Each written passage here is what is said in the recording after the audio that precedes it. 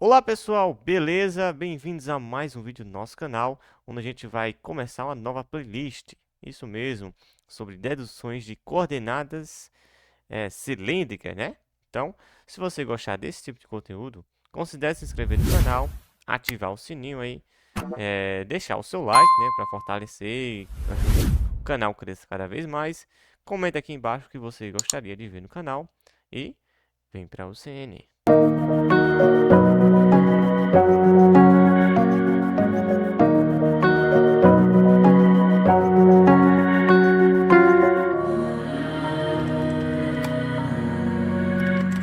Então vamos lá, pessoal. Começamos aqui. Coordenadas cilíndricas, é a primeira aula.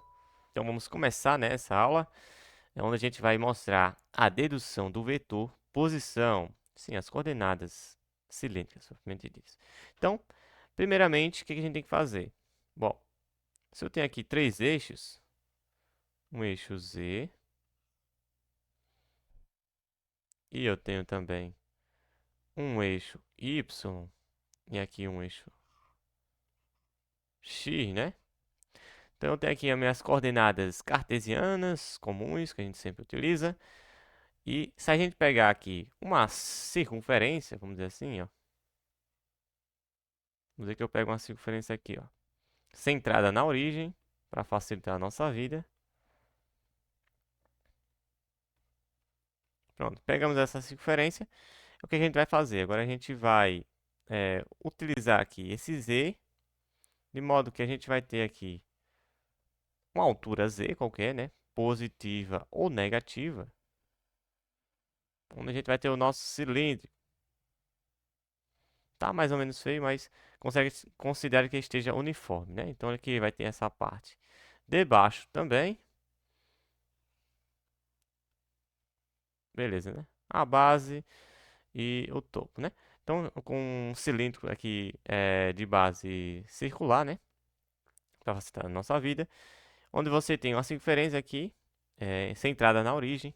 De modo que a gente vai ter um raio, né?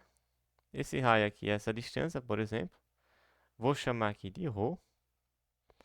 Onde a gente vai ter a distância da origem até qualquer ponto da nosso cilindro, semelhante à esfera, né?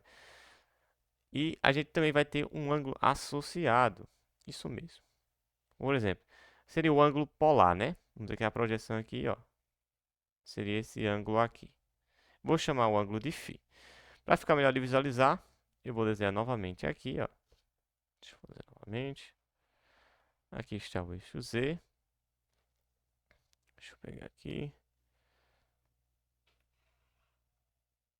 Que bonitinho. Vou pegar aqui também um eixo Y e o eixo X. Perpendicular entre eles, né? Então vamos lá. Aqui está o eixo Y. Aqui está o eixo X. De modo que eu vou pegar aqui o nosso raio ρ. Vamos aqui sair daqui. Deixa eu pegar de outra cor. Vou pegar dessa outra cor aqui para ficar melhor de visualizar. Então vamos ver que ele sair daqui, ó. Então nosso ρ.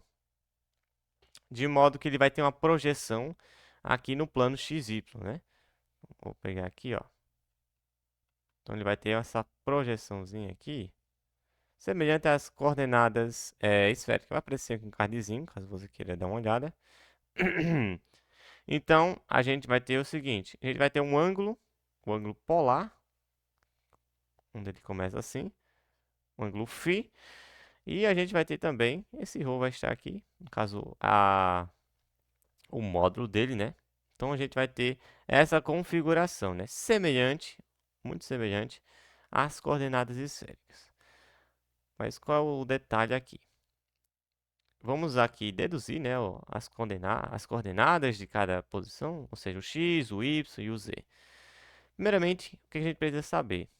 O seno e o cosseno desse ângulo. Então, se eu pegar aqui o seno do ângulo φ, esse ângulo aqui, vai ser o quê? Se eu fizer aqui a projeção do eixo z, mais ou menos assim, né? Tá aqui a projeção. Ele vai vir com o y, né? Cateto oposto a este ângulo, ângulo φ, que é o nosso y. é o eixo Y, dividido pelo o raio, né? No caso aqui, nossa hipotenusa aqui é o ρ, a intensidade ρ. Pronto. De modo que eu encontro quem é o Y. De forma semelhante, eu vou ter que o cosseno de φ vai ser igual ao cateto adjacente a esse ângulo, que está ao lado, né? Que seria o x. Tá aqui o x, dividido pelo ρ, né? Que é a nossa hipotenusa, o nosso raio. Pronto. O que a gente vai ter aqui? Vamos colocar a resposta aqui embaixo. A gente tem aqui que x é igual. Se a gente passar esse ρ para o outro lado, multiplicando, vai ser ρ cosseno de φ, que é o nosso y. Y é igual a ρ, passei para o outro lado também, ρ seno de φ, e o nosso z, quem é o nosso z? Ora, o z vai ser igual ao z. A gente não tem componentes dependendo do φ, no caso, do ângulo. E nem depende desse raio, né? O z vai ser simplesmente a altura, né, do nosso cilindro. Então, z é igual a z. Por isso que é mais fácil, digamos assim, do que as coordenadas esféricas, né? Que não depende de outro ângulo, que no caso seria o ângulo θ, e também não depende também o z, ele é independente, né? Ele só depende do próprio z. Pronto. Então, de modo a gente já tem aqui as coordenadas. O que a gente tem que pensar? Quais os meus limites? Ou seja, qual é o meu limite para o ângulo, por exemplo? Nosso ângulo φ, ele vai estar delimitado de 0 a 2π, né? Por quê? Porque ele vai partir daqui e vai percorrer todo esse plano aqui, de modo que a gente tem uma circunferência, né? A gente tem uma circunferência. E além disso, quem vai ser o nosso z? Bom, o z ele pode ser positivo ou negativo, de modo que o nosso z ele vai estar delimitado entre o positivo infinito e o menos infinito. Então, ele pode ser negativo, pode ser positivo. A gente não tem, assim, um limite, né? A gente pode escolher qualquer valor. Não tem nenhuma limitação. E o ρ? Quem é o ρ? Já o ρ, ele vai estar limitado entre 0 e o infinito, né? Nosso raio pode ser qualquer coisa maior do que 0, né? Então, ele não pode ser negativo, né? Não vamos ter um raio negativo, né? Não faz sentido, que seria uma distância. Então, ele pode ser 0, no caso aqui não teria praticamente nada, e ele também pode ser infinito, né? Pode ser qualquer valor acima de 0, né? Digamos assim. Então, a gente achou as nossas condições, achamos o vetor posição. Só para escrever de forma mais bonitinha, eu vou dizer aqui, ó, que é o nosso ρ. Vetor ρ. Vai ser a componente x, a componente y e a componente z. Eu posso escrever desse modo assim, ó. Vai ser ρ cosseno de φ, direção x, né? Vai ser ρ seno de φ. Esse aqui é um ρ, pessoal, não é um p, não. E o z vai ser simplesmente o z. Pronto, esse é o nosso vetor posição.